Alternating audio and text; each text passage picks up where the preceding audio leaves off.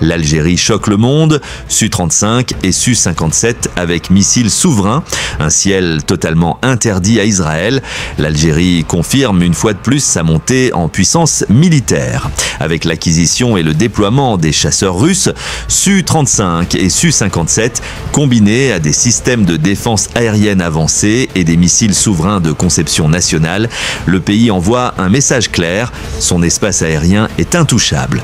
Ces avions de 5e génération, considérés parmi les plus redoutables au monde, offrent à l'armée de l'air algérienne une supériorité technologique face aux menaces régionales.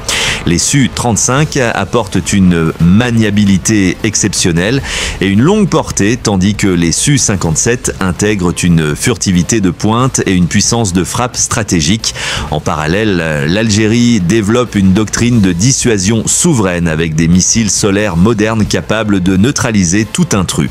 Cette combinaison explosive place le pays comme acteur incontournable dans l'équilibre géopolitique entre l'Algérie, Israël, la Russie et même l'OTAN. Cette montée en gamme militaire s'inscrit dans une stratégie de souveraineté nationale où l'investissement dans la défense aérienne, l'espace et l'armement moderne devient une priorité. Selon plusieurs observateurs, l'Algérie entre désormais dans le cercle fermé des puissances régionales capables d'imposer un no-fly zone réel sur leur territoire. Suivez notre analyse complète sur la défense aérienne algérienne, la rivalité stratégique avec Israël et les implications géopolitiques en Méditerranée. On voit bien, avec les frappes récentes, celle sur Doha par exemple, et puis toutes ces tensions régionales qui s'étendent, on se demande comment certains espaces aériens, ils restent inviolables ou en tout cas semblent l'être. Et pour ça, on s'appuie sur une analyse assez pointue du Military Watch Magazine. Elle date du 10 septembre, donc toute récente. Et elle pose une question, disons, un peu provocatrice. Pourquoi l'Algérie serait vue comme exceptionnellement sûre face à d'éventuelles attaques, qu'elles viennent d'Israël ou de l'Occident? Notre but, c'est de décortiquer ça. Comprendre les choix, la stratégie, la technologie derrière cette posture de dissuasion algérienne. C'est un modèle qui sort un peu des sentiers battus, on va voir ça. Ok alors, attaquons le sujet. Ce qui ressort tout de suite, d'après cette analyse, c'est que la force de l'Algérie, ce serait pas juste quelques joujoux technologiques dernier cri. Non, c'est plus une stratégie d'ensemble, cohérente, une approche différente pour acheter le matériel, surtout par rapport aux voisins. Qu'est-ce qui la rend si particulière cette défense ? Apparemment, tout commence par un choix clair. Des fournisseurs non occidentaux. Absolument, et ce choix, il n'est pas du tout anodin. C'est même la clé de voûte de toute leur architecture de défense. Ce que l'analyse montre bien, c'est cette structure en couches, multiniveau, longue, moyenne et puis courte portée. L'épine dorsale, oui, ce sont les systèmes russes, les S-300P MU2 et surtout les S-400, très performants. Mais attention, ils sont pas seuls, il y a aussi le HQ9 chinois qui vient compléter, et puis des systèmes plus mobiles, très réactifs comme les Buk M2. Donc la force, c'est pas juste d'empiler du matériel, non, c'est l'intégration et la philosophie derrière. On parle d'une couverture radar et missile qui se croisent, qui se superposent. Ça rend toute pénétration extrêmement complexe, quoi. Imaginez un attaquant. Il n'est pas face à un mur simple, non, il est pris dans une sorte de toile d'araignée. Suivi et menacé de partout, différents angles, différentes altitudes, avec des missiles aux vitesses et trajectoires très variées. Et en plus, cette diversité de technologies russes et chinoises qui cohabitent, c'est un vrai casse-tête pour l'adversaire. Difficile de se faire une image tactique claire. D'accord, donc on est loin du simple bouclier, du truc passif. L'analyse insiste aussi beaucoup sur une dimension plus offensive, c'est ça ? Proactive. Via l'aviation de chasse. Exactement, il faut voir ça comme un tout, un système complet. L'Algérie aligne une flotte non négligeable de chasseurs lourds, plus de 70 Su-30 MKA. Eux, leur rôle, c'est la supériorité aérienne, l'interception loin, très loin. Et ils sont renforcés par des appareils plus récents, des Su-35 et aussi des MiG-29M, plus polyvalents. Alors, concrètement, qu'est-ce que ça change ? Ça change que les intercepteurs algériens, ils n'attendent pas sagement que l'ennemi arrive au-dessus d'Alger ou d'Oran. Ils ont les moyens d'aller au-devant, de porter le combat très loin des frontières, d'établir ce qu'on appelle une bulle de déni d'accès. A2AD, comme disent les anglo-saxons. Et ça met une pression énorme, pas seulement sur les avions qui doivent frapper, mais aussi, et c'est peut-être ça le plus important, sur leurs avions de soutien. Les ravitailleurs, les avions radars, type AWACS, ces appareils sont cruciaux, mais aussi très vulnérables. Donc on passe d'une défense qui réagit à une défense qui agit en amont, qui rend l'idée même d'une attaque trop risquée, trop coûteuse. C'est ça, la différence fondamentale. Dissuader avant même que ça commence. Oui, c'est là que ça devient vraiment, vraiment intéressant. Et cette approche proactive, elle ne sort pas de nulle part si l'analyse fait un lien assez direct avec l'expérience libyenne. La campagne de 2011, le chaos qui a suivi, ça aurait servi de leçon. Une leçon, et une leçon très dure, observée de très près par Alger, forcément. Ce que l'étude suggère, oui, c'est qu'ils en ont tiré une conclusion majeure. La priorité absolue, c'est la souveraineté technique. Bien avant le prestige, le côté bling-bling commercial, pendant que d'autres capitales achetaient les dernières nouveautés occidentales, très médiatisées, Alger aurait fait un choix différent. Moins bruyant, peut-être, moins tape à l'œil, mais visant une maîtrise beaucoup plus grande de leurs outils. Et comment ils font ça? En privilégiant systématiquement des systèmes dont ils pouvaient obtenir un contrôle total sur les clés logicielles, sur les codes sources. Ça peut paraître très technique, un peu aride, mais les implications sont énormes. Ça veut dire quoi? Pouvoir faire les mises à jour soi-même, localement, intégrer des systèmes de différentes origines sans l'accord ou même l'aide du constructeur, personnaliser les interfaces de commandement et surtout, développer ses propres solutions de guerre électronique, ses contre-mesures, sans dépendre d'autorisations étrangères, sans se heurter à des boîtes noires logicielles.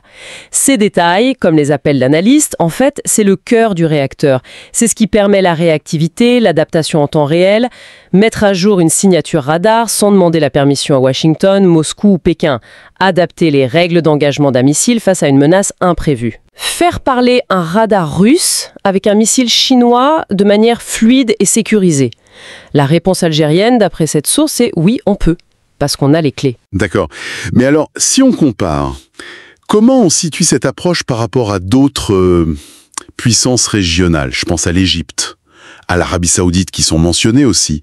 Eux aussi, ils ont dépensé des sommes folles en matériel occidental très moderne, non? C'est une excellente question, et ça nous amène au cœur du problème Go. La question du contrôle opérationnel souverain. Est-ce qu'on contrôle vraiment ce qu'on achète? L'analyse avance que, oui, ces pays ont des flottes impressionnantes sur le papier. Les F-16 égyptiens, par exemple. Mais souvent, ce sont des versions export, parfois avec des capacités réduites, ce qu'on appelle downgraded. L'utilisation de certains armements, de certains modes de fonctionnement avancés peut être restreinte, voire même soumise à une approbation politique du pays fournisseur. C'est pas toujours dit ouvertement, mais c'est une réalité. Pour l'Arabie Saoudite, c'est un peu différent. Ils ont des avions très avancés, mais leur intégration est extrêmement poussée dans les réseaux de soutien occidentaux. Pour la maintenance, les mises à jour critiques, l'accès aux munitions intelligentes les plus récentes, tout ça crée une dépendance. Et cette dépendance pourrait, en cas de crise majeure, où les intérêts divergeraient, limiter leur autonomie de décision. Donc la différence clé, ce n'est pas tant le nombre d'avions ou leur modernité affichée, c'est qui tient vraiment les manettes? Qui a les clés logicielles, les clés stratégiques? Dans le cockpit, oui, mais aussi dans les salles de contrôle et de programmation. Et l'Algérie, d'après cette analyse, aurait fait le choix de garder ses clés dans sa poche. Très jalousement. Donc l'idée, si je comprends bien, c'est pas de dire que les capacités égyptiennes ou saoudiennes sont nulles. Loin de là. C'est plutôt de souligner une philosophie de la dissuasion qui est radicalement différente. Une philosophie basée sur la maîtrise complète de l'outil de A à Z. Précisément, c'est ça. Il s'agit d'illustrer une divergence stratégique de fond. Ce que l'analyse souligne avec force, c'est que les États qui dépendent de leurs fournisseurs pour les codes sources, pour l'accès à certaines munitions, eh bien, ils doivent souvent mener une première bataille, une bataille politique. Et ça, avant même de pouvoir engager la bataille aérienne. Ça peut créer des vulnérabilités critiques. L'Algérie, en diversifiant ses fournisseurs, en allant chercher hors du cercle occidental classique et en posant comme condition non négociable la propriété intellectuelle et technique, elle aurait méthodiquement contourné ce risque. Le résultat, un réseau décrit comme décentralisé, très mobile, nativement interconnecté, capable de fusionner les données de plein de capteurs différents, actifs, passifs, thermiques, électromagnétiques, et dont la disponibilité opérationnelle serait, semble-t-il, régulièrement testée et prouvée lors de grands exercices. Donc, c'est plus que de la technologie, c'est un investissement dans le temps de réaction. C'est quelques secondes cruciales pour détecter, identifier, intercepter. Secondes qui sont rendues possibles parce que la chaîne de commandement est fluide. Sans ces verrous ou ces délais, qu'imposerait une dépendance extérieure trop forte. Et cette architecture décentralisée, elle profite aussi de la géographie du pays, j'imagine. Le désert, l'immensité du territoire algérien, c'est un atout. Ça permet de disperser les bases, les sites sensibles, loin des frontières potentiellement chaudes. Ils ont construit des aérodromes de dégagement, des abris durcis pour les avions, pour les systèmes critiques. Tout ça donne un avantage. La distance, c'est pas juste des kilomètres, c'est du temps. Du temps d'alerte en plus pour les défenseurs et de la liberté de manœuvre pour les intercepteurs, pour les batteries solaires. Plus un attaquant doit aller loin, plus il s'expose. Plus il risque d'être détecté et peut-être même canalisé vers des zones où on l'attend. Et si on ajoute à ça une couche de guerre électronique, on parle de brouillage des radars, des communications adverses, de l'heure pour saturer les capteurs, ce vaste espace, il devient un vrai labyrinthe invisible. Une sorte de champ de mines électroniques extrêmement complexe à naviguer, même pour des avions furtifs.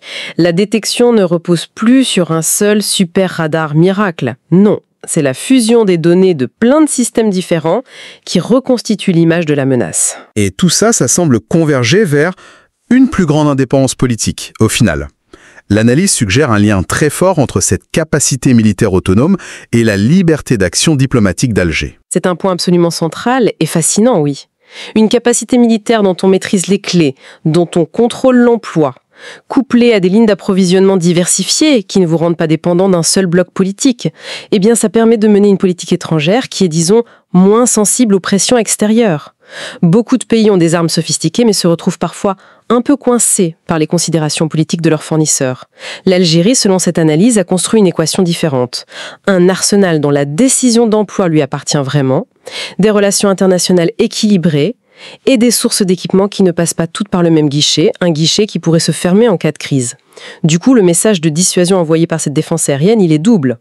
C'est attaquer la Génie, c'est risquer des pertes militaires très lourdes, quasi certaines, y compris sur des avions de soutien très précieux, type ravitailleurs ou AWACS, mais c'est aussi s'attaquer à un acteur dont la réponse ne sera pas dictée par une capitale étrangère. Le coût politique, en plus du coût militaire, devient alors assez prohibitif pour une intervention limitée. C'est clair, toute cette technologie est impressionnante, c'est sûr.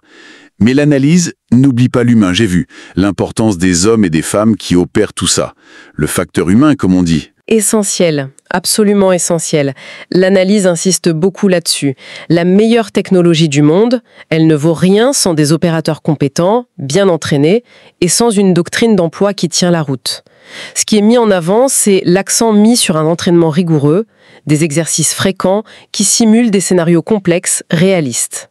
Et aussi une culture de commandement qui favorise l'adaptabilité, l'initiative. Ça démultiplie l'efficacité du matériel. Parfois, ça peut même compenser un matériel qui serait, sur le papier, un peu moins moderne qu'un autre. La culture opérationnelle algérienne, elle est décrite comme très pragmatique, tournée vers l'efficacité réelle. L'équipement, c'est un outil au service de la pensée tactique et stratégique. Pas une fin en soi, pas juste une vitrine. Parce qu'au final, sur le terrain, ce qui compte, c'est pas seulement la portée du missile, c'est la vitesse de la boucle décisionnelle. Détecter, identifier, décider, engager. Et la fluidité de cette boucle, elle dépend énormément de la formation, de la doctrine, de la capacité des équipages à réagir sous une pression intense. L'analyse suggère que l'Algérie a investi autant là-dedans que dans le hardware. D'accord. Alors, si on devait résumer, faire une synthèse rapide des points clés de cette analyse. Premièrement, la force de cette défense algérienne, elle vient d'une stratégie pensée sur le long terme. Avec comme pilier l'intégration des systèmes, la souveraineté technique, le contrôle des logiciels, des codes, et puis ce choix assumé de fournisseurs non occidentaux. Deuxièmement, oui, cette stratégie, elle se traduit sur le terrain par une combinaison redoutable. Des défenses solaires multicouches, denses, variées, les S-300, S-400, HQ-9, Buk, etc.